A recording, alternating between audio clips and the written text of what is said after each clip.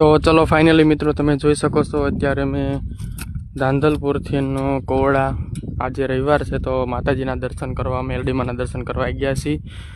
તો તમે જોઈ શકો છો અહીંયા પાર્કિંગની લાઈન, જો કે પાર્કિંગ તો આગળ જ છે, આ રસ્તાની અંદર આટલી બધી ટ્રાફિક જામ છે। તો થોડીક જ વારમાં હું માળવાળા મેલડીમાં એ દર્શન કરાવીશ। તો તમે આમનામ વ્લોગમાં બન્યા રહેજો, જોતા રહેજો અને કોમેન્ટમાં જય મા મેલડી લખતા રહેજો। કરી અને હવે આપણે જવાનું છે માળવાળા મેલડીમાના દર્શન કરવા। તો આમને આમ તમે વ્લોગમાં બન્યા રહેજો અને જય મા મેલડી લખતા રહેજો।